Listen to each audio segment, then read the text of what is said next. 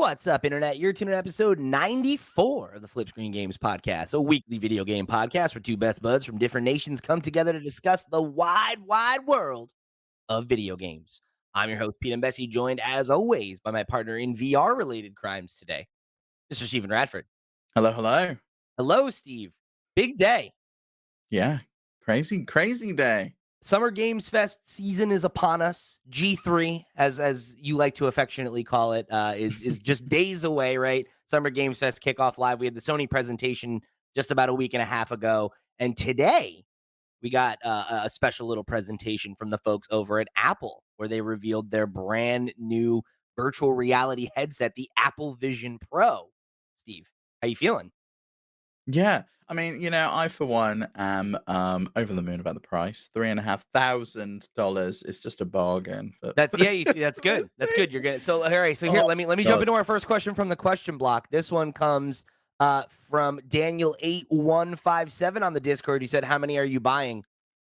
Well, considering it has this thing built in called Optic ID, which scans your retinas and seems to be like one device for one person in the same way that an iPhone is like one device for one person. I obviously need to buy one for every single person in my household. Oh, So we okay. can all sit around and just like look at each other and see each other In in the the room that you're room. already in. I don't know if you watched the like full presentation, but did you see how fucking creepy it is? It's got this curved OLED screen on the outside, and it does a reflection of your eyes.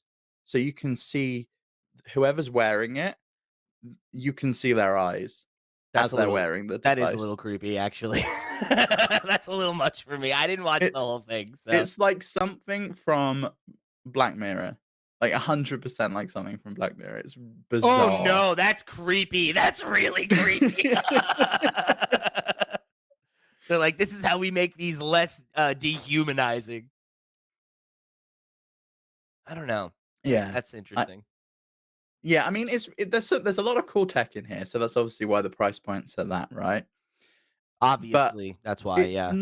it's clearly not for the masses, right? That price point. I think the Pro moniker insinuates there's going to be a non-Pro version at some point, in the same way that we had the Quest Pro and obviously the normal Quest Or line. like the MacBook, right? Like there's the MacBook and there's the Yeah. MacBook Pro, and the Pro is the more expensive version. It's higher end. It's, a little bit more oriented towards like professionals and creatives and, folks who are going to use it in a deeper way than maybe the average Mac user, right? hmm Yeah, and I guess the iPhone's like that as well now. Like they've got the iPhone and the iPhone Pro, and Sure. that's kind of the route they seem to go with all their products.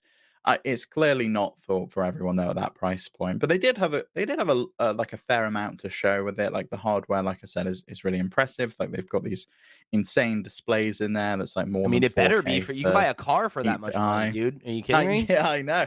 I loved the way they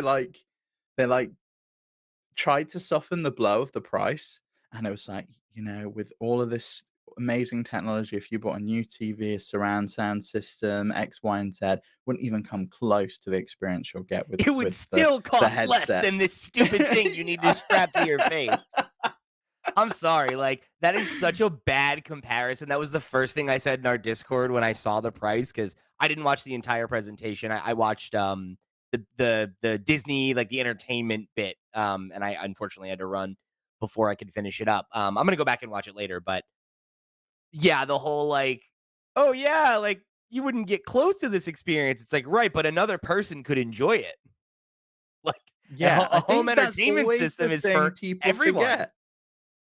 Yeah, people always seem to forget that when they're talking about these devices. Like, oh, you can have this giant screen and this really immersive spatial audio and stuff. And it's just like, yeah, but if I wanted to watch it with my partner, we'd have to spend $7,000 to be Yeah, able to or watch what or a keep movie trading it back together. and forth and stuff, you Yeah. know? It's like, I don't know, It's like, man, like, oh, that's you got to not see this bit. This is great. Yeah, let me just take this headset off and then shove it on your face instead. And it's like, don't get me wrong, like a lot of the stuff they're showing, I is cool. Like I can see, but like just now, right? Like I'm watching this thing where this man is supposedly walking over to his children playing, and he has this thing on and clicks record. Like, what, you're just walking around with it on your face? Come on, man! Like this feels like the opposite of like the Switch reveal trailer, right? Where it was like, oh yeah, but who's actually gonna play it like that? Who's going and playing it on rooftops or whatever? And it's like, I don't know about y'all, I use my Switch that way. I don't think I'm just walking around. Boop, let me just record my children playing while I look like a terrifying robot man. I know, it's really weird, and, like, they've taken the battery pack off of the face, like, there's this you gotta, like, wear it, in your pocket, and it's, like, got a cable always dangling down, which is a really weird choice, and, like they said, it was to kinda get that weight off of your face, but I feel like that's a really strange decision to just And have to again, be wearing it around all day long. I just watched, and again, it's like, don't get me wrong, some of this stuff looks really cool, but like I just watched a woman, like she's like walking in from the kitchen with popcorn, and then it's like, what? So you're Mm. walking around with this thing on your face while there's like a movie playing? Like, come on, you're not doing this. Like no one's using it this way. Though, I mean, that's their intention, right? Is that this is more of a mixed reality or AR thing rather than a VR thing, which is I think more like, do you remember the Microsoft HoloLens and like Yeah, how that was gonna be? or it's And like this. obviously that It reminds me of the I just mentioned this, I think, in the Discord the other day, but there's this pair of sunglasses effectively, that does the same thing, where like they're an AR VR mix thing, and it projects a big screen on the wall, and you can use it for gaming, and it connects via Bluetooth or whatever. So like, oh yeah, I've seen that. They like the Unreal glasses. I've seen people on YouTube talking about those, and you can like plug your Switch into them and stuff, yeah, which is a cool concept. I mean, in terms of gaming on this, they said that it's going to support Apple Arcade and there's going to be 100 Apple Arcade titles from day one. And it does support game controllers like Xbox and PlayStation 5, but it doesn't have proper kind of touch controllers like the Quest does and the Valve Index does. It's like the all like meant to be proper like done. VR hand Yeah, controllers that you're familiar with, which is interesting because that means you can't play like VR games on it, which again like makes this seem like not not really a proper competitor to Quest or like it seems like it's more oriented around the casual user than being like, this is a device for games and also you can do other stuff on it. yeah. It's very much seems like it's like the general purpose device, right? It's like a computer that you maybe play games on sometimes.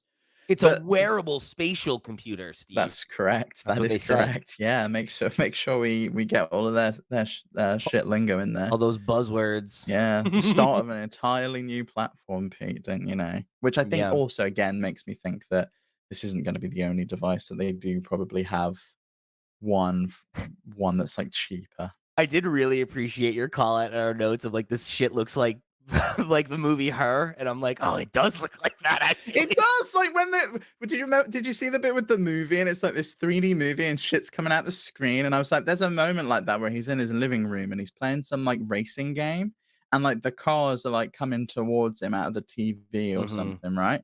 And he's talking to the device with his headphones in, with his stupid little AirPods that he talks to Scarlett Johansson with, and he's playing this racing game. And this thing, you communicate with touch gestures with your hands. There's no controllers, and you can put your hands wherever you want because it's got 12 cameras on it, and it'll just pick it up apparently.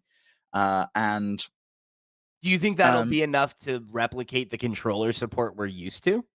No, I don't. But I think that then is like an interesting discussion of potentially new controller paradigms because there was a point with Disney where it showed the person's real arm, like their actual arm, and then it shows like a bracelet being worn, like an AR bracelet being worn on your actual arm. So you could look at your arm and see a bracelet and potentially touch it and interact with that bracelet on your arm, and you could have, like, other gaming experiences in that way. Like, I can imagine you just seeing, like, a lightsaber in your hand, and you're just, like, moving like a lightsaber around. Because there was a point Yeah. where you're, like, in a racer in Star Wars, I think it was, and there was, like, Yoda was on a screen in front of you. I'm like increasingly of the opinion I don't think games like that will ever actually be good. The more I think about it, like I feel like the closer the technology gets to making it feel like you're actually in a space, the more the limitations of VR become uncomfortable. Because that's like, I don't know about you, right? But like, I think I can count the number of games I've played in VR that are actually fun games, probably on one hand. Like, Beat Saber is a legit, that's just a fun video game, right? Like, whether it was, if it was VR or not, right? If you handed me Joy Cons and said, just do this, right? It would be fun. Um, but that's the thing. We figured that out, right? We figured out that there were ways to have motion controls be fun with the Wii 2 decades ago Yeah, now. that's different though because it does require that spatial awareness in Beat Saber that you can't get without like any kind of Yeah, 3D. Like if you had a 3D TV or you plan it on like a 3DS, I guess you could replicate it because you need to be able to hit when it's at that plane where sure. your hands are, right? So you couldn't do that really on like a TV in the same way. It would have to be in a different I mean, format, I like guess not. DDR and a Guitar Hero. It's basically Sure. Guitar Hero, right? But so But fine, take that out. Say that that's one of the few examples. How many other like VR specific titles are there that are actually must play experiences mhm. rather than like, okay, like this is a cool thing if you're interested in VR and you want to see how the tech's progressing or whatever. But I feel like so often when I play the games that are like supposed to be more immersive, like I have that moment where it's like, oh, this doesn't work the way I want it to, or like, oh, like I can't open this door, I can't open this drawer, I can't do this, I can't do that. And it's like, I'm not actually here. Like it just keeps reminding me that this is a video game and that, Yeah, I think that was one of the groundbreaking things with Half-Life Alyx, right? That you could interact with everything in the yeah, world, and you could, like, pick up a grenade and throw it, or you could, like, pick stuff up out of the bin, and every object was interactive and you could touch it. And we right. do need to get to that point But where even that that, is the it's just case. like, is that gonna be enough? Because the experience you just described, like the lightsaber thing, that's a thing that I remember from the reveal of the Wii being like, "Oh, that's all I want. I want a game where it Mhm. feels like I'm holding a lightsaber and I'm dueling." And but like, is it gonna actually feel like that? Or am I gonna feel like I'm a dickhead in my living room with a thing on my face going like this? Yeah, but, people can see your eyes, so it's fine. It's You'll be better now. okay. Yeah, Yeah. I just don't I don't know, man. Like, you mentioned Disney, and I've said before, I think Disney and like, you know, parks, right? Theme parks are where that is actually going to ever become interesting, right? It is like more like the Mario Kart ride in Universal with the AR, and it's like you're on a physical track in a cart, and then you have a device that Mhm. brings it to life. Like, I think that is going to be how you actually get those experiences. I don't think it is like, all right, cool. Now you don't have to hold anything. It's like, all right, so then I'm not going to feel like I'm holding anything, right? Or like racing, oh, like it feels like you're in a ship or in a pod. It's like, yeah, but there's no wind on my face. There's no movement of the vehicle. Like it's never going to feel immersive in the way that we want it to, unless we start buying like 4D chairs and stuff for our homes, which I just don't like. This already costs $3,500 and it's still not getting me any closer to actually feeling like I'm quote unquote there when it comes to games. I think when it comes to some of the other stuff they showed where it's like you could watch a drive-in movie on one of the planets from Star Wars. It's like, Well, okay, like that's neat, I guess. But I thought the applications they had that Disney was showing for, like, ESPN and sport and feeling like you're at, like, yeah, the court that's side and you're awesome. watching, like, NBA. It's an experience that you can very rarely have, right? Not everyone can go and sit courtside at an NBA match Especially if you don't live and watch it. in the United States, right? Like if and Mhm, there are a lot of international basketball fans, or of any sport, right? Like there are a lot of folks um that follow the NBA that don't live in America, and the idea of like getting here and then spending shelling out for like courtside seats or something like that, like that's a lot of money. It's like hell. I live 40 minutes from where my team plays. I can't afford courtside seats. I Yeah, but I this think being able to put a headset on, the problem I've got though is that can all be done on far cheaper hardware. Those experiences we've spoken right. about, the VR experiences, that can all be done on cheaper hardware. The AR stuff is where, at the moment, with the Quest 2, that's where it's lacking. There are very few AR experiences. The cameras on the Quest 2 are black and white. PlayStation VR 2 doesn't do AR in any way, doesn't do any kind of mixed reality. The only kind of application you've got with that is you put the headset on and you're immersed in like an experience and it's like a full screen experience. I think the AR stuff could open up some real interesting avenues for gaming. I think that's one route we've not really seen and not really explored is bringing things into the room. Like we had it. Remember back when the 3DS launched with the AR cards and you could like scan Yeah. it and like bring things into the room and how cool that was. I can imagine that like on my face and I'm seeing things like flying around and I've got spatial audio and I The can like the thing that hear it. they showed up with the board game, I think, is like that's the most interesting gaming application I can think of for VR. Is it's not like how do we make it this immersive experience where you're playing a 60-hour game with this thing on your face, and more like, you know, Steve and I I want have I been want D&D night with like yeah, friends we're on a Wednesday. Yeah. like, you and I have been friends for years, right? We both like board games. It's not easy for us to play a board game together, right? Like, it's like, do we want to hook up? We want to be on our PCs and you're playing a, it's just, it doesn't feel like natural. Whereas, like, if I could have a situation where it's like, all right, everybody, like, we'll pop on our headsets. What are we playing today? We're playing Catan. Boop, boop, boop. Okay, cool. And I can go like this and throw it and just like emulate like and Mhm. have that it actually feels like we're sitting in the same room because I can see you and you can see me and it looks like you're sitting across from me in my living room and it looks like I'm sitting across from you in yours. Like, that's interesting. That's a very interesting application. I could see that being valuable and being dynamic and being different. But again, so Yeah, many of these when we things had are Doc on the show, right? yeah, go ahead, go ahead. Yeah, when we had Doc on the show, he was talking about how, social VR was, like, a really big component, Right. VR chat. and VR chat, it remains to be seen whether Apple will allow that and if that will come to their platform. I can imagine they will, like, why wouldn't they want that to come over? I'm sure they'll have And their own alternative if not. Like, if VR chat isn't the thing, there'll be, like, an Apple chat or something like that where you can use it. I don't know, like, they showed support for, like, FaceTime and, like, you could call up in FaceTime, but that's nowhere near what VR chat is, right? People No. it's kind of like Roblox in VR, people make games in there, people make rooms in there, Yeah, people or make it's like experiences that Second you can Life, it's do. like PlayStation Yeah. Home, like, it's less, it's less a game than it is a virtual space for you to, like, spend time with people. Yeah, But but I you I can go look in at there that and as you being can different legitimately play than games. Like, sure, I was sure. playing one where it was like Cluedo. You had to, like, figure out who in the or I guess Among Us, like, who in the group was, Yeah. like, killing people. But, like, those to me feel like very different products, right? Like, those 2 things are very different than Half-Life Alyx, right? But then even Yeah. among themselves, those 2 things are different things. Having a general social VR chat where I can pick any avatar I want and go interact with strangers is a way different experience than you and I are like feeling like we're sitting across from each other at a table having a conversation. Maybe we're playing a game, maybe we're not, whatever.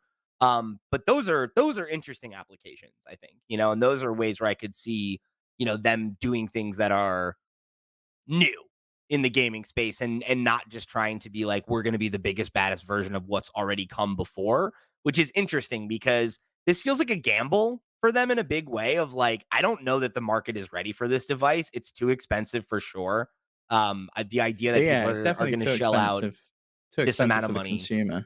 No, yeah, and I think it's use case is too limited for something that costs this much. Like, I could see people getting a lot out of it, right? If you have one and you're like, "Oh, I'm gonna use it for this, I'm gonna use it for that." But it's like, are you gonna get $3,500 amount of use out of it? I mean, like, that's a lot of money. For that much money, you could buy a PlayStation 5, PSVR 2, an Xbox Series X, a Nintendo Switch, the glasses I told you about that let you do the same fucking And a thing TV to go with it. and a OLED TV no less to go with it. Yeah, yeah. And if you skimped a little on the TV, you could buy a Steam Deck or a gaming PC as well. Like Oh, yeah, you could definitely do a gaming PC for 3,500. I don't know, it's for interesting. I 3,500, think you could build a gaming PC that'll last you for like 15 years. You kidding me? That'd be like cutting edge. I think when it comes to Apple, it's always really interesting that they're, like, just on the cusp of being there for gaming and doing something really cool. Like, they got there with Apple Arcade, and it was like, "We're gonna revolutionize mobile gaming again because it become an absolute, like, swamp of Yeah. bottom-feeding, ad-ridden messes of video games."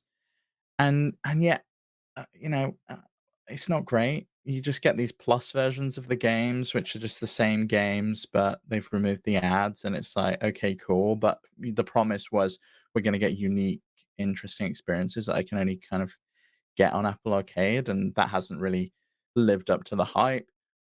The game controller support initially, their game controller spec didn't even have, like, clickable sticks, and it's just like, come on, like, you get so close all the time, and then you never really take it over the hurdle and, like, get over the finish line. Even with the gaming on Mac stuff, right? We had Kojima come out today, and he had a cameo bringing Death Stranding to the Mac. He said, "We're entering a new era of gaming on the Mac, and there's, like, an easy way to port games for developers now." They're saying This new it's gonna system take called Metal, right? Is what it's it's called? yeah, there's, like, their, like, framework is Meta, and there's, like, a new porting system that they can apparently it's gonna take days instead of months or something. That's cool. And they've added, like, a game mode to macOS, um, where it'll, like, double the responsive rate of the controller, like, how much it polls and, like, reduce some of the stuff in the background.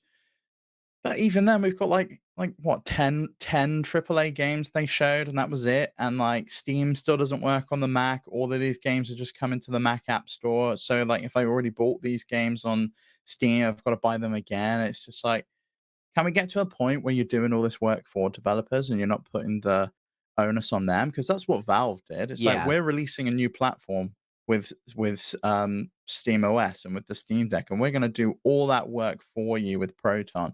So all you've got to do is make the same game you've always been making, upload it, and it'll work. Like Apple are expecting every single developer to go away and re-engineer their game for a very, very niche audience of people. Like not many people are buying Macs to play video games. Exactly. And I think that's a huge problem is like, yeah, like, okay, there's Xbox controller support, there's PlayStation controller support, but I can't connect it to those consoles. Like, I'm not gonna buy this $3,500 headset and then start rebuilding my games library. I already own games on Steam. I already own games on PlayStation or Xbox or Nintendo. I want to just play them.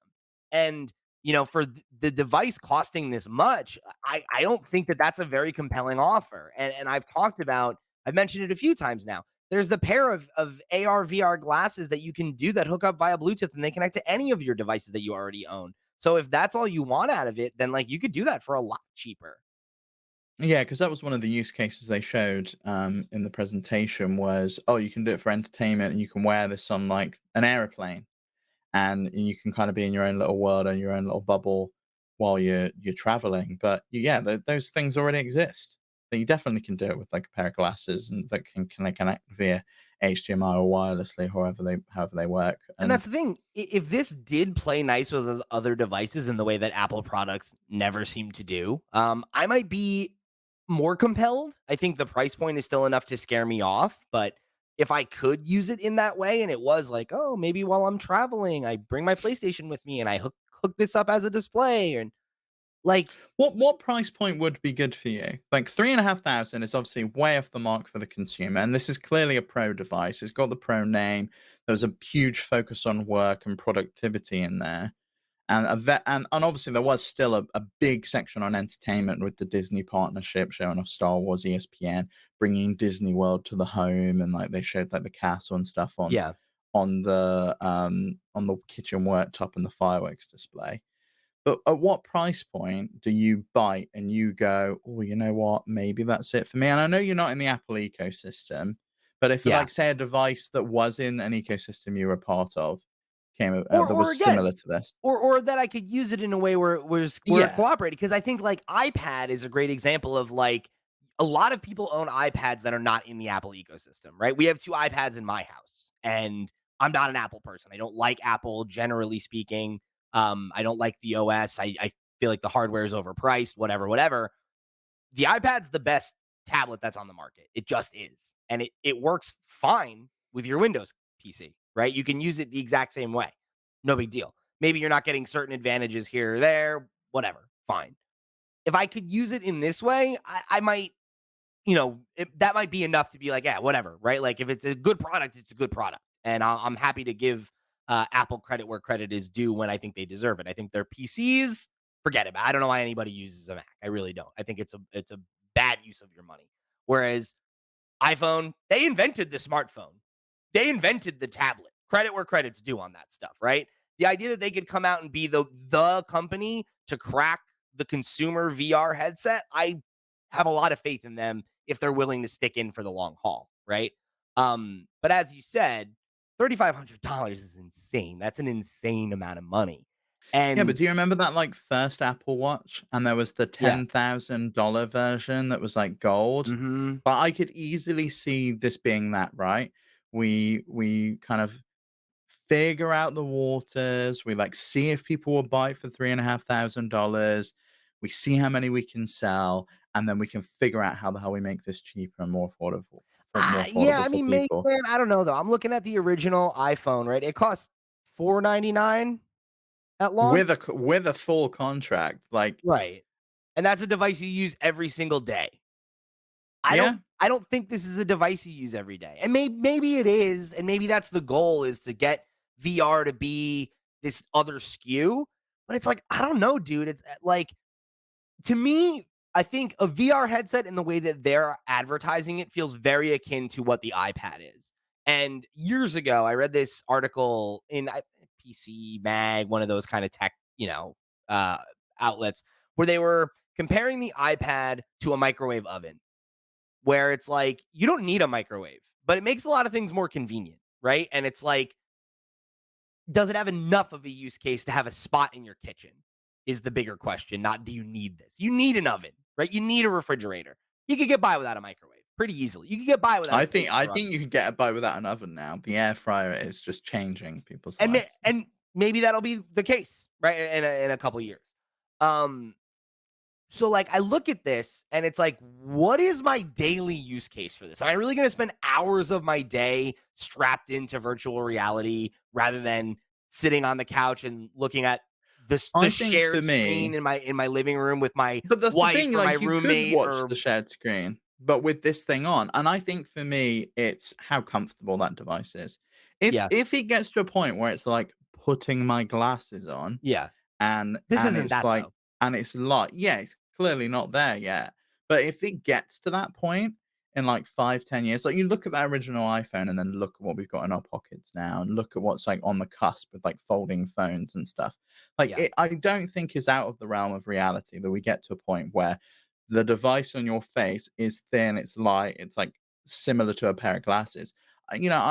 Me and you both have terrible eyesight. We've got to wear glasses all day long anyway. yeah, If I can wear glasses all day long, but it also provides me information, it also allows me to access things without having to touch my phone and not having to pull things out. And I can just like see notifications coming in and like I can be more productive that way.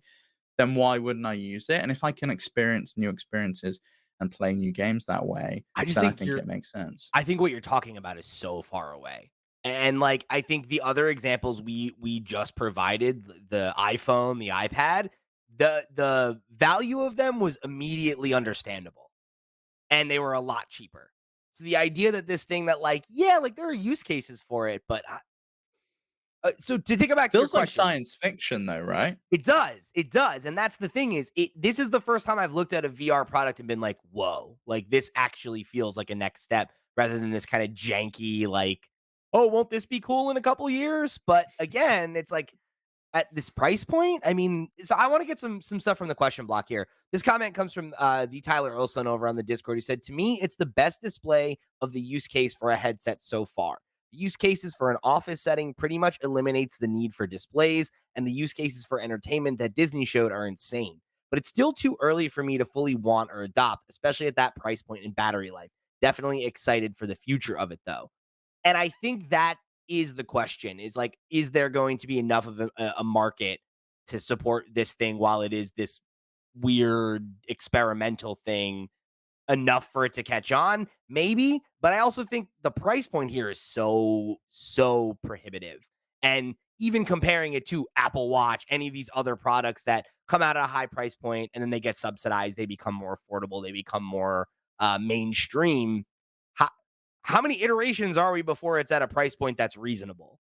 Because again, right? So let's pull Yeah. in for more people. Olaf, I think I could see like an Apple Vision being like $1,000. Like not the Pro, but I could see 999 and maybe you get that on a contract or you like buy and that what on features finance are or missing something.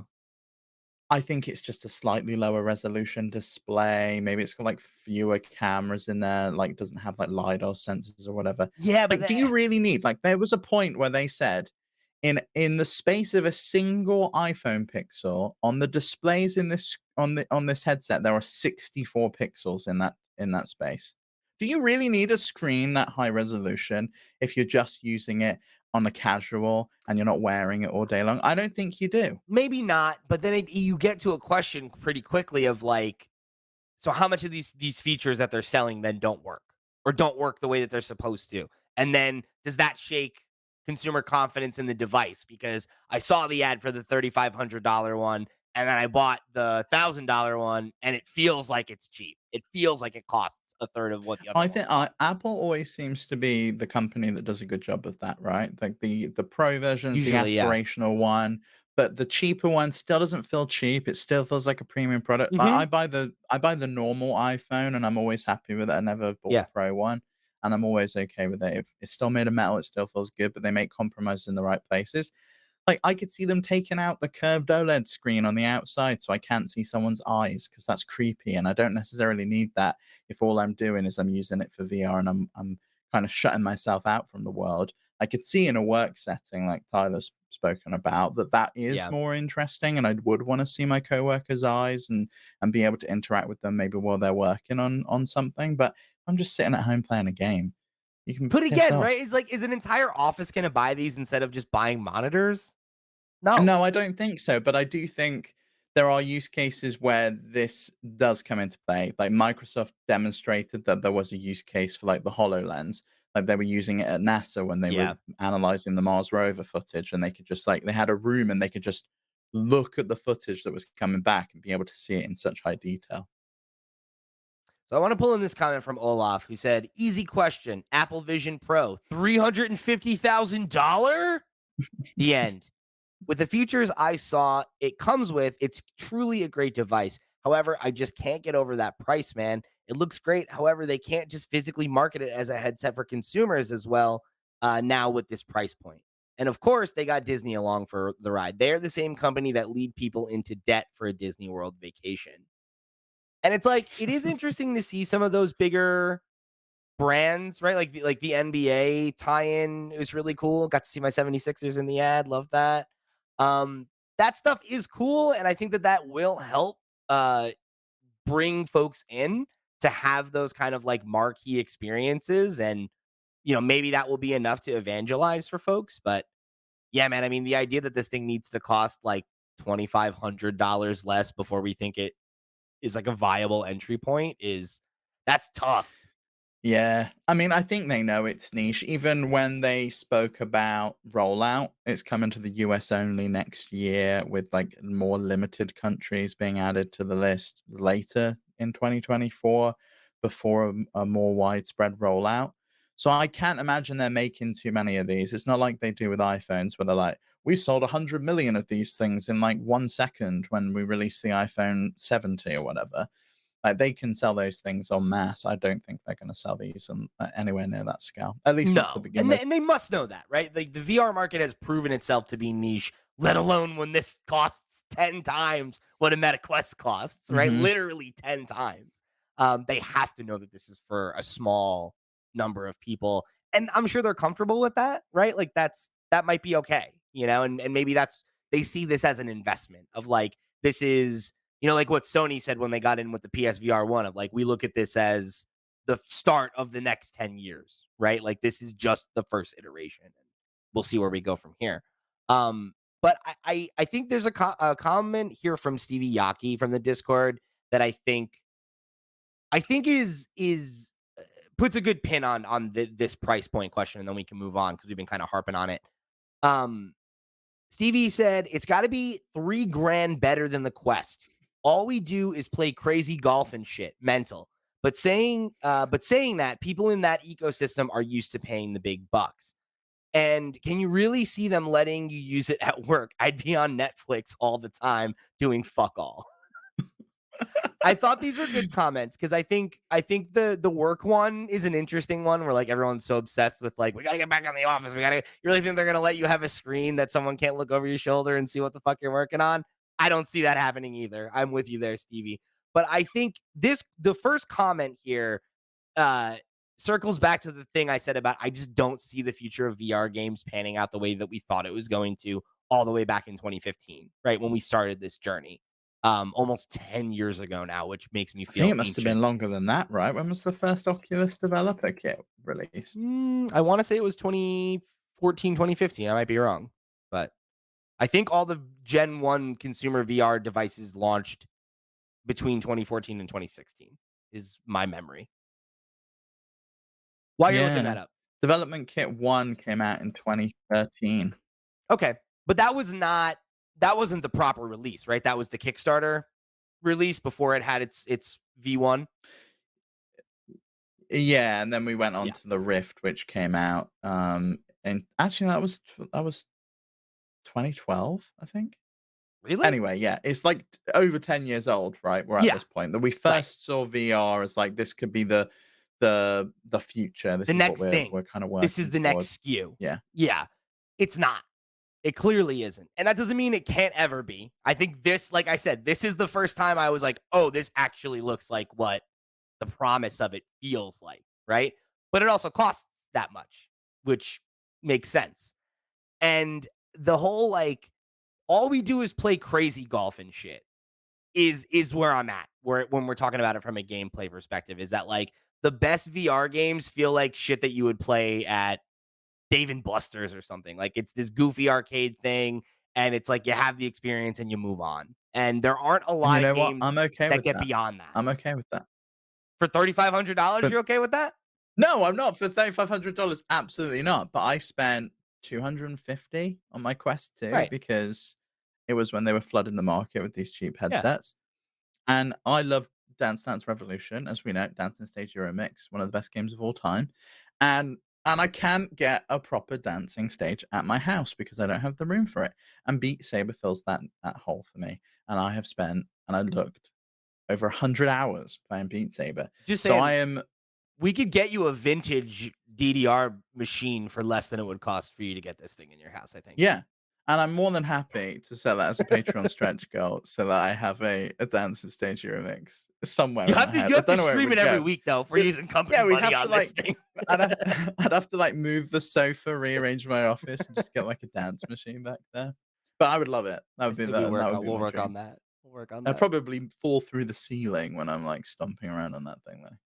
There was another comment here I liked from Snackago, one of our Patreon producers, who said probably isn't for gaming, but could you imagine playing Death Stranding in the expanded environment of the woods and the screen is just absolutely massive? That would be insane.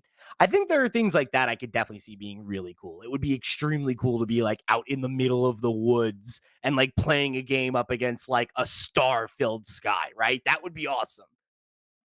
And I think that's probably what Kojima was alluding to when he was on stage, right? Like he said that he was gonna be this is just the beginning when he was talking about bringing Death Stranding to the Mac, and that we're actively working to bring our future titles to Apple platforms. The fact that he said platforms, I think, insinuates that he's probably gonna bring it to some stuff to the Apple Vision.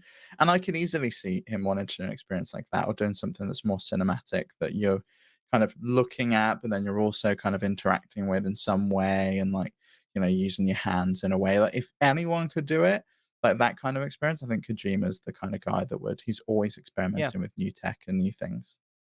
I mean, and even if the quote unquote support is just making games actually playable on Mac, and then part of them being playable on Mac is that you can play them on Vision, that would be neat. I could see that being a viable uh path forward for them if they are able to bring in a generation of new gamers that will start building libraries on Apple rather than on Steam. Unless they bring support maybe for alternate storefronts and things like that, that would I think be a real game changer. We'll see. Yeah, I mean the rumor was that they were going to be forced to do that at some point by the EU, and we thought that was going to be today, but it was not, unfortunately. Not yet. So we're going to talk a little bit more about VR on the back half of the show, but we're going to start winding down the Vision conversation here. So anything else you want to say about the Apple Vision here, Steve? No, I think it was exactly what I thought. A very expensive take $1,000 more than on. you guessed, though. It was I you were $1,000 like, more "This than I thing's gonna be guessed, so yeah. expensive." I was like, guess for me, how much?" You said 2,500. Yeah, I thought it was gonna be pricey, but yeah, not 3.5 grand pricey, my god. Jesus. Yeah, there's some weird uncanny valley stuff in there that was so dystopian to me, and I was just like, "This is weird."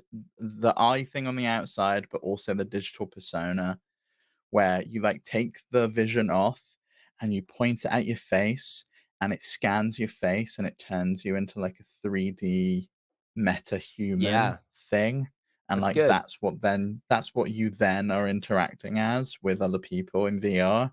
Yeah, Very, and then very you weird. also definitely don't sign a contract where, like, they own the digital rights to your face then forever or something They like that. actually made that very clear that you do not, and all of the stuff stays on the device. They were like, and even the eye tracking, that's like a separate layer that none of the apps or websites gain access to the eye tracking. Sure, It's yeah, only until your somebody face hacks it. knows it.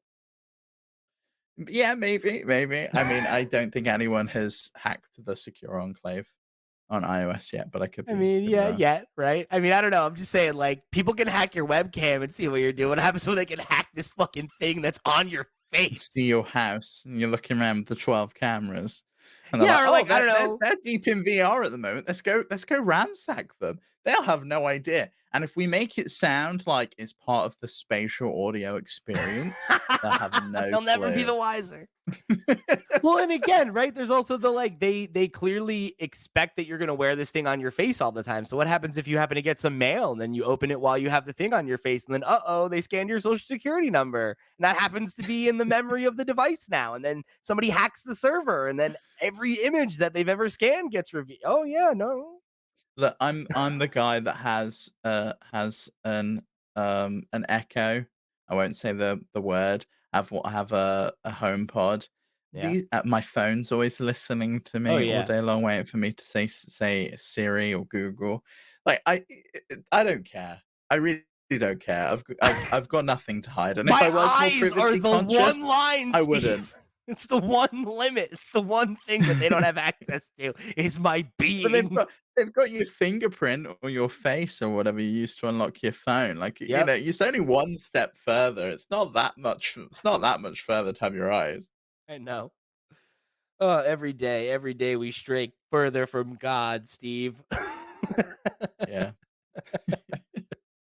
Anyway, we'll get back into the VR conversation in a second here, but let me remind you that this episode of the Flip Screen Games podcast is brought to you by our Patreon producers for the month of June. They are, of course, Arnold J. Rimmer, Christopher Valenz, Earth Visitor, Gabriel Hasselmeyer, aka Sobe, Snackago, Ty the Dude, and Waka Hula. Thank you all so much for your support over on patreon.com/flipscreengames. You're all the realest of the real, and we greatly appreciate your support of this and all of our sister shows. Speaking of which, we're dropping some extra shows for you this week, gang. Summer Games Fest G3 is here. Steve and I are going to be doing at least three. Yeah, 3? three. 2, isn't it? No, three, because we're going to do Ubi Forward as well. So at least three extra Oh, episodes. wait, that's next week. UB That's next Forward's week. next But Monday. I just for this during the Yeah. Summer Games Fest season, we're going to be doing extra episodes of this show for Games Fest kickoff, the Xbox slash Starfield presentation, and the Ubi Forward. And you know, if anything else catches our attention, maybe we'll cover it here and there. But we're going to do live watch alongs of all that content. You'll be able to come and watch it with us live on our YouTube channel. Maybe simulcast on Twitch. We'll figure that out, but definitely here on YouTube. And then after the show, we'll do a little pre-show.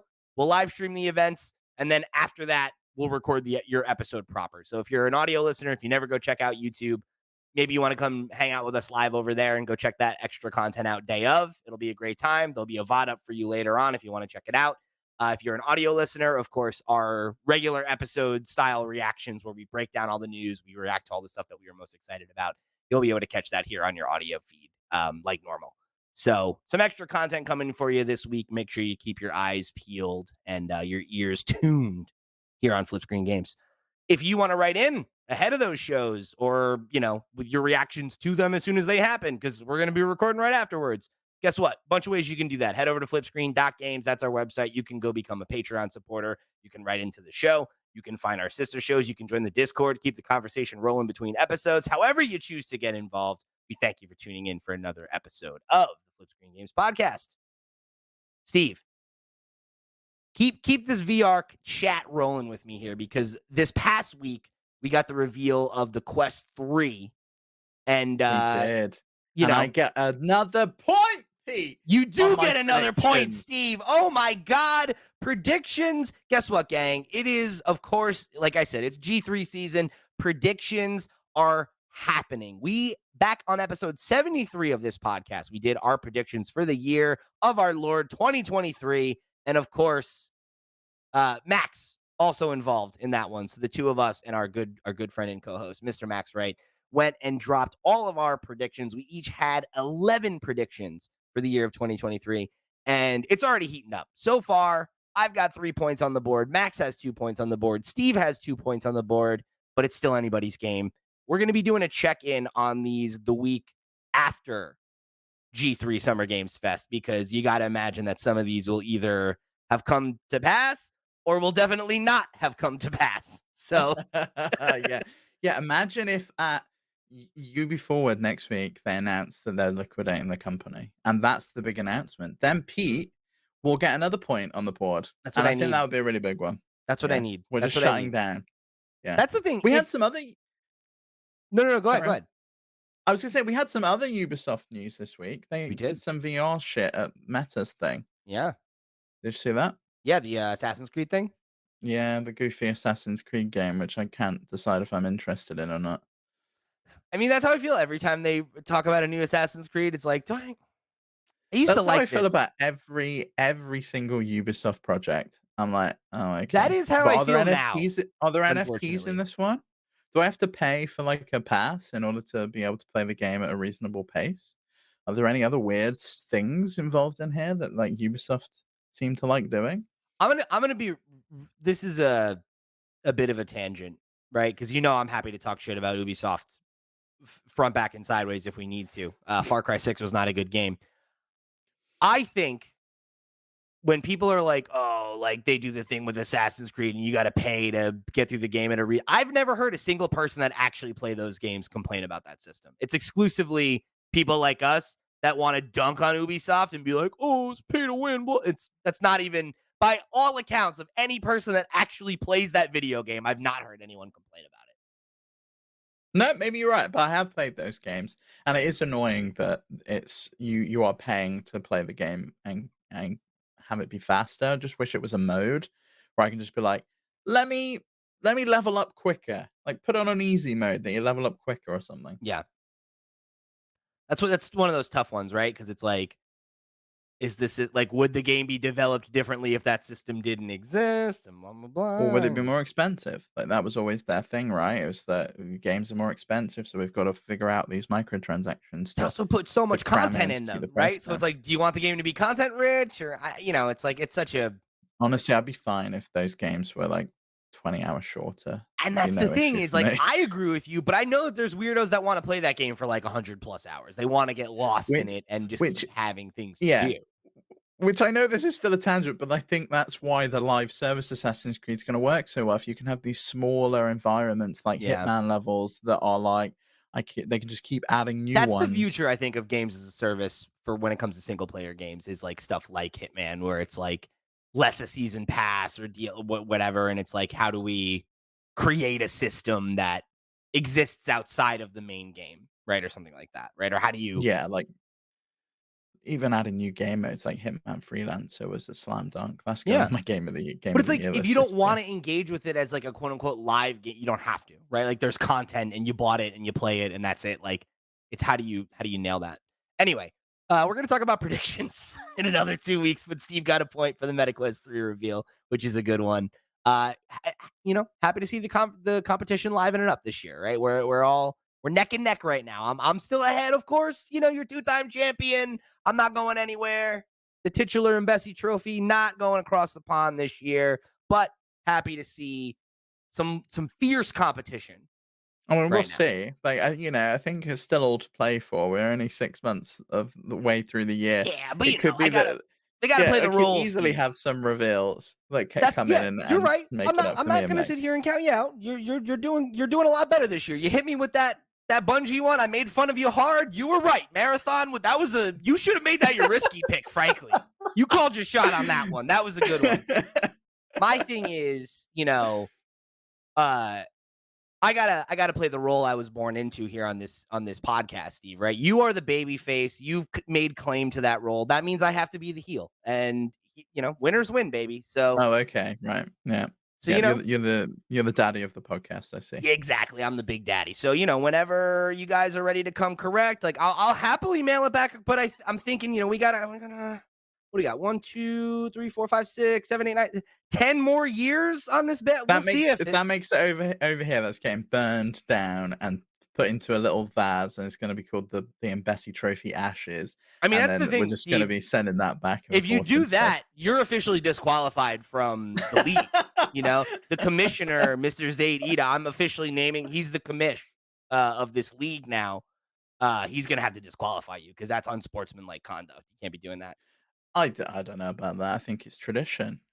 To burn the trophy? No. That shows no Wow. respect to the game, Steve. Here's the thing. What? I think what you got to do is you got to establish a new competition here at FlipScreen, and you got to win it twice in a row, and then you can get the Radford trophy or the Radford belt or the Cummerbund or whatever you want to call it, The what? The Cummerbund. Because, the belts that they wear in the WWE, they don't actually hold your pants up. They just go over the pants. That's technically Oh. a Cummerbund, not a belt. Oh, I didn't know that. There you Okay, go. It's a little piece of interesting. trivia for you Yeah. folks. They should, like, wear braces. Do, like, WWE braces, because 'cause they're, like, way more fashionable and trendy these days. I Go don't know full what that hipster. is. Like, you don't know what braces are? Like, when you wear them over and, like, it holds your trousers up? You've never seen, like, a Oh, hipster wearing those? suspenders? Oh, we call them braces. Yeah. Cool, okay. I was like, "What are you talking about?" Every day there's a new, like, Americanism that I learn. It's been a so while funny. since we had one of those, though, in the wild? Oh, man. Yeah, because like, I was thinking you were talking about, those, like, they're like bondage straps that are, like, very hot right now. Like, you wear them on the chest, and I was like, is that a traditional British garb that's coming back that I was unaware of? No, not that. No, braces. Racers, got it. So anyway, VR is what we were supposed to be talking about in this segment. You want to tell me about this Quest situation? What's going on? All I've really seen of the Quest 3, if I'm honest with you, Steve, is the Stranger Things VR reveal. Oh, so there was 2 things that happened this week. So we had initially, it was a hands-on piece that Bloomberg did. Mark Gurman over at Bloomberg talking about a look at the headset that could be Apple's biggest competition, and he was the first person to have a hands-on with the Quest 3. Spoke about the fact that its big new feature is the pass-through, the full color screen pass-through. He went hands-on with a prototype version of the headset, tried out the video pass-through mode, new software features and gaming capability. Far lighter and thinner than the existing Quest 2, better strap, better materials, all of those things. And the color screen's going to open up new options, new things for game developers that we had on the Quest Pro, but they've said they're not going to make another one of those, and that was like a massive flop for them. And they're coming back down to earth with the Quest 3. Now, obviously, there was this big furore about, like, oh, we're gonna get like what is that I'm watching the face? Stranger Things trailer while you're explaining this. It's It's so gross as gross. hell, isn't it? It's Yeah, really nasty, dude. See, this is a good idea for a VR game. This is a good one. it's Oh so God. nasty. Oh, wait, no, go back. Go back. Hold on. Everybody needs to see that. All right. Oh, creepy. All right, you keep going. So like the we had this big like rumor mill spinning that Apple was going to finally reveal their headset. So of course on Friday, Meta was like, "F you, we're gonna drop our We're video. gonna cut in front of Why? you. We're gonna do ours today, even though we're not gonna learn more about it until September, and it's not gonna come out till September." They messed up. Uh, Because like obviously they couldn't have known like what the Apple headset was gonna cost. They totally passed up their opportunity to have a PlayStation at the first E3 moment where they just walk up and go, $4.99. Drop the mic, walk away. Like, who cares what the features are? It's $3,000 cheaper than the competition. Mhm. But this one is very much gaming centric, gaming front and foremost. We've seemingly they've forgotten about the metaverse. They've forgotten about all that bullshit.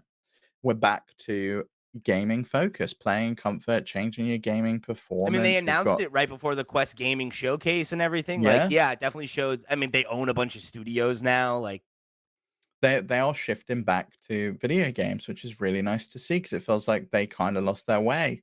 They got sidetracked with the metaverse and meta this, that, and the other. And now we've got a look at what looked like Demio in AR, which we've never seen before. It's only ever been a VR game where it's like the actual map on a table in your room, in your space, in full color, which is so cool. I am really looking forward to being able to try that out. And I just think it's nice to see them coming back round to it. We've got the new Touch Plus controllers, they're calling them, which are pretty much the same as the Quest 2's controllers, but it removes the tracking ring off the top. All of the tracking's kind of built in, they're much smaller. And when you compare that to like even PSVR 2's controllers, they're so much smaller, so gonna be so much lighter to hold, nicer to hold. You don't have any kind of tracking ring that needs to be looked at. And it's a much smaller device. I'm really impressed with it, and I'm looking forward to reading more about it. I still use my Quest 2 all the time, mainly to play Beat Saber, to be fair, but I still use it all the time. could you see yourself upgrading? I think I could if there were any meaningful experiences that used the color pass through. I think at the moment they haven't demonstrated any of those because obviously they only announced the Quest 3 last week. I think they announced it early to get ahead of Apple's thing, and we're not gonna learn more until September 27th when they've got their Connect event, Oculus Connect. And I think we'll have to wait and see. I think the price point seems to be there, 499. It's about I think it's $50 more than the Quest 2 at the moment. The Quest 2 is going to stay in the lineup. It's going to, I think, get a bit of a price drop. It's so funny to me because I think if we hadn't just talked about apples, I would have been like, it's a little expensive. I don't know. Recession. Do people have money for this stuff? And it's like, Seems like a bargain I mean, now. it looks great compared to what Apple's trying to sell you. Like, oh yeah, you can't afford your mortgage? Whatever. $3,500. I think this is going to be a big seller for them at Christmas, in the same way that the Quest 2 was that year. I think it was in 2020 when we were stuck in lockdown. People were Yeah. looking for something to do, and everyone was buying the Quest. I could see this if they have like a good lineup of games being a big seller, because they've got the bonus of it's fully wireless. It's got the color pass through. It's got AR. It's not tied to another device like PSVR 2 is, and they've got some killer apps on there. Like the Stranger Things VR game looks legitimately It does look cool. cool. It Yeah. it looks like it's gonna be really, really scary, and they showcased a bunch of them. They showcased this, they showcased a Ghostbusters game, there's Power Wash Simulator coming to VR, Arizona Sunshine 2, which is a follow-up to, like, a really popular game. There's, like, tons of Yeah, games we they saw showed that at the at the MetaQuest PlayStation showcase. presentation a week and a half ago. They had Arizona Sunshine too. Oh, okay. Well, yeah, but I mean, that's coming to the Quest as well, so if Yeah, you've not if you not wanna I don't mean that as like a gotcha against Mhm. them. I just mean like if you watch that, you've seen this game. It's that like very Yeah. cartoony, like pop art kind of style to it. But like I Expect You to Die 3 was announced. That's one of I Expect You to Die series is some of my favorite games on the Quest. They're like a little mini escape rooms. So they had a lot of stuff. It's well worth checking out the showcase if you're into VR gaming.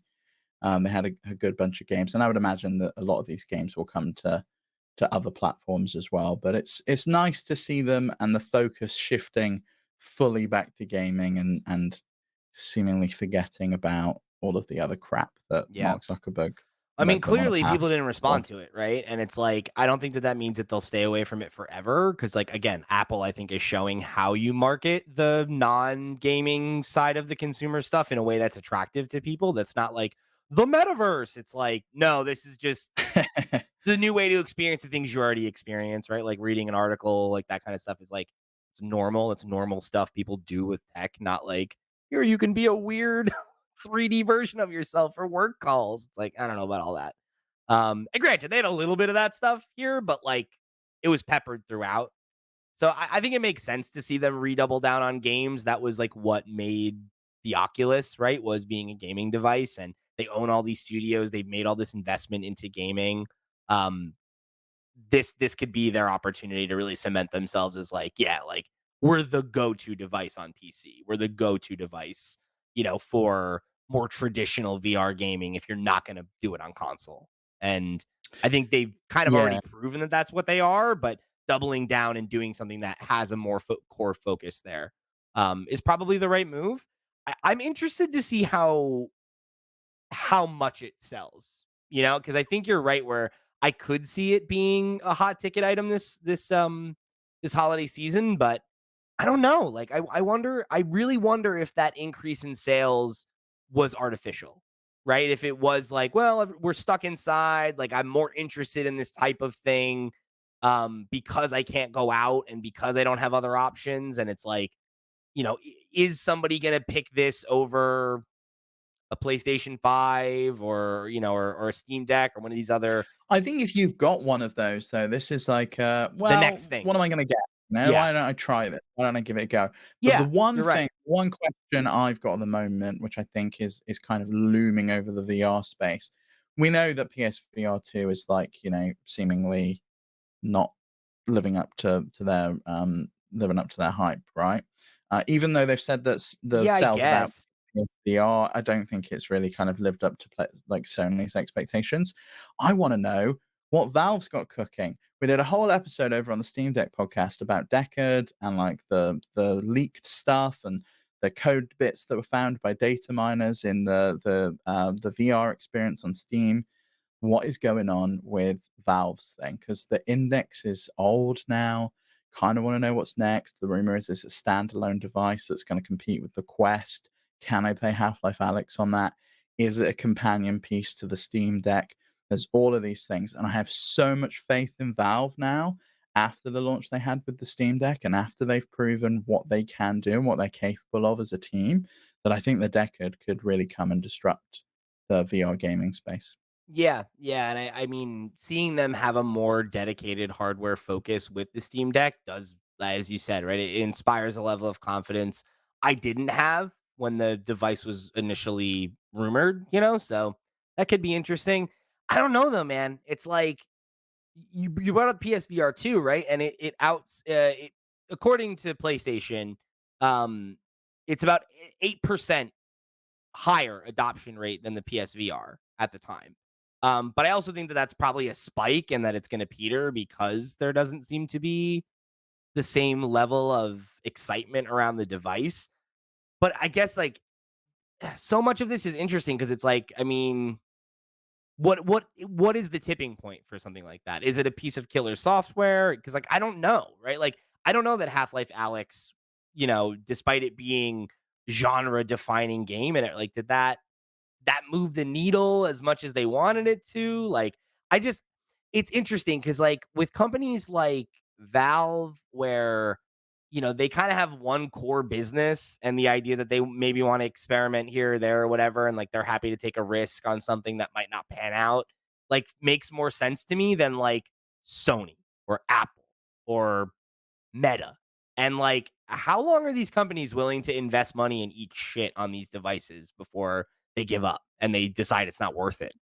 I don't know. Cause like, I do think there's future in VR tech, but I think it's really far away from being the mainstream consumer device that I think we thought it was going to be a decade ago. And this like the stuff we saw in these last 2 weeks, it feels like we're moving more in that direction as the quality gets higher and the price, with the Quest like stays the same. But with this, we do have this jump. We have this way more premium product.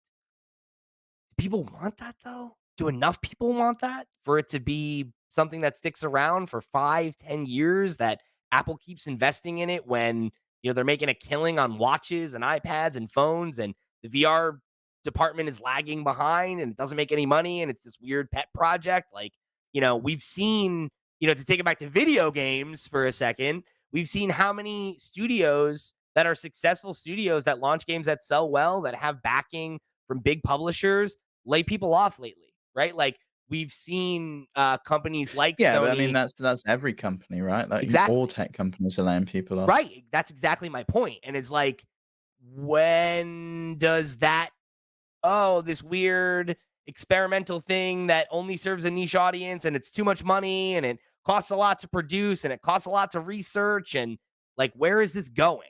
Right? When does that become too much? And I don't know that the tipping point is that far away. Like, this could be it, right? If this device comes out and flops and Apple's like, you know what? VR market isn't there. Does that make people gun shy? Does that change things? I don't know. It's all Possibly, but speculation at this point, but I would have said that about the Quest Pro. Like, why but that was a failure. They're yeah, not it doing was, another but, like, one. Meta's still trying. They're like, Well, they have to. They've let's spent so keep much money on going. it. They're in now. Yeah, you're right, but they were in before they did the Quest Pro, and I guess Apple is a little bit different, but they must have spent billions and billions and billions developing that thing, Absolutely. and I can't imagine they're willing to just give it one shot and then forget about it. It feels like they'll be in it for the long term, in the same way that the Meta are in it with Quest for the long term. Yeah. They changed the name of their company to Meta to, like, be about the metaverse, to be about VR, to Well, and focus again, all on they that. invested a ton. They bought Oculus and they've bought a ton of studios since then. And it's like, they could cut their losses and be like, hey, this ain't it. But it's like, I feel like at this point, that's that. Honestly, I am still so surprised they let Beat Saber be on any other platform. Like, if I bought Beat Games, I'd be like, "Oh, piss off, Yeah, mate. right. This is You want to play it? Get a exclusive to." Quest. Yeah, it's like, "If you wanna play it, I'm gonna play it here because this is the best place to play it. We've got it, we own it, we're" Yeah. like, why are you putting it on PlayStation? Like, honestly, that is the weirdest It's business weird. decision. But I don't know. And I guess that's the at this point the $3,500 question. Like, I don't know. I don't know what the future looks like for VR, and I think if the next couple years go the way that it's looking like they're going to, as we head into another major recession, global recession, I wonder what VR looks like on the other end of it. It's like, is this generation where VR really takes off? Or is this the generation where people decide enough investment is enough? And maybe it's neither. And I am being too catastrophic, and that these companies know that they're going to lose billions with the promise that one day they'll make trillions. That happens. But I don't know, man. Right? Like, I'm reminded of 2020, when stuff started getting lean and all these companies that had invested in esports just laid entire departments off. We're like, we don't do that anymore. We're getting Yeah. out of the business. It didn't grow the way we thought it would, right? Events are not growing the way that we thought they would. So we're done now. That line has to come sooner or later, unless it breaks. Unless, okay, now VR is it. Now VR is the thing and everybody is there. And I think that's the thing. I think people are like, Facebook were betting everything on it because yeah, they missed out on owning a platform. They didn't own a platform like iOS or Android or Windows, and they want something like that. They want a piece of the pie. yep, And they were even trying to replace Android as the operating system on their Quest devices, and then scrapped that project because it was too expensive and yeah. presumably too difficult and pointless. So they now just are basically Android phones strapped to your face.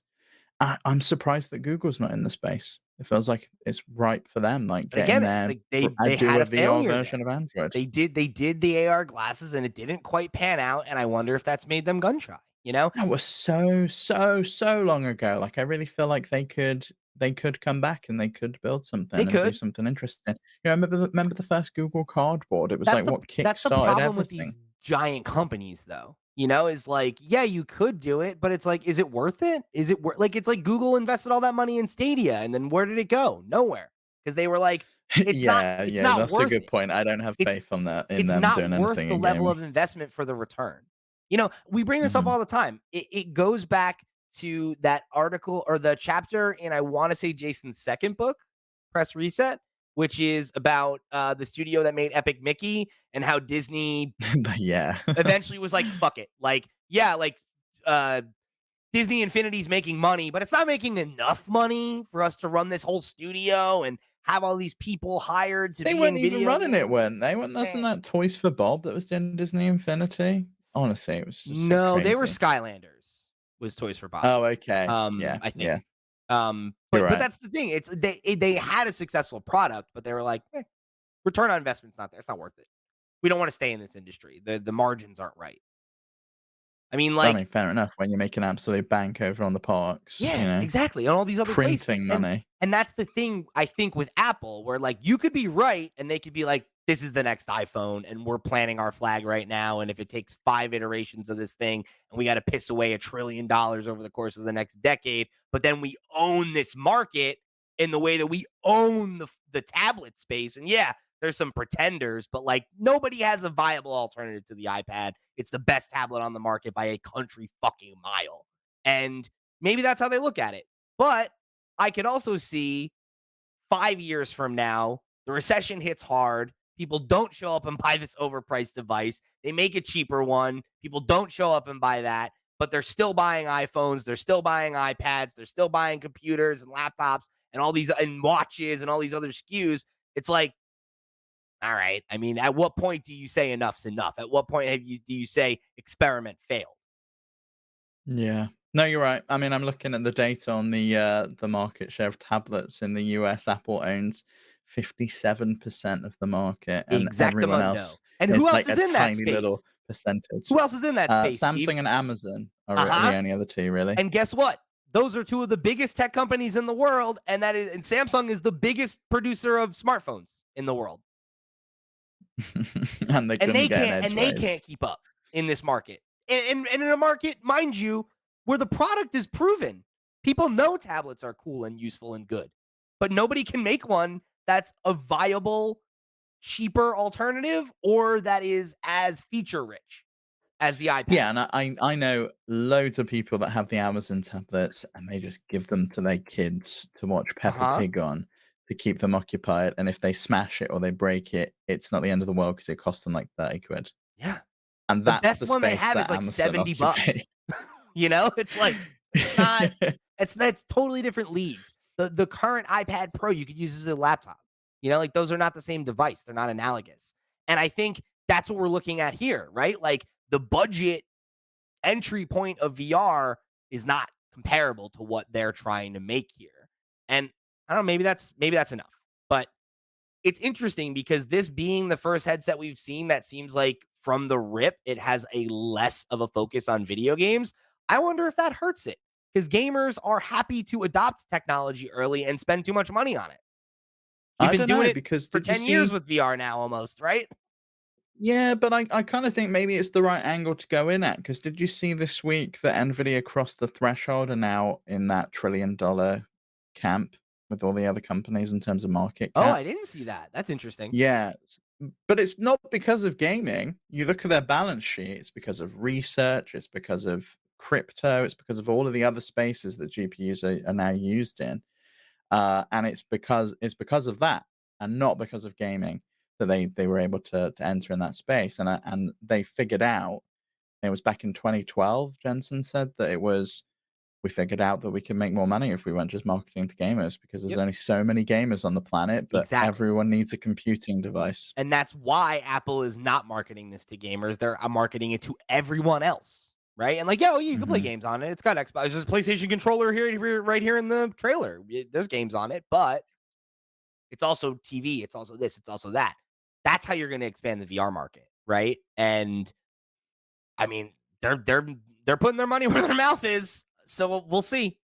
We'll see. It's going to be an interesting one. But anyway, Yeah, for uh, sure. I am interested in hearing what you, the folks at home, think I know we have a lot of VR users in the audience, and a lot of folks had comments and thoughts in the Discord. So, hopefully you enjoyed this episode. I know it was a little more general tech centric than we usually get, but I know Steve and I were excited to talk about it and dive in deep. So I'm interested to hear what you, the listeners, think, and whether you want to see more of this kind of episode moving forward. Definitely let us know because. We you know us. We'll talk about anything till the cows come home, baby. So you want it, we'll talk about it. All right. So remember, there's a bunch of ways you can write in flipscreen.games. That's a website. Come join us on the Discord. Keep the conversation rolling between episodes. Right into the show and get your thoughts read on the air. Go to the Patreon and become a Patreon supporter.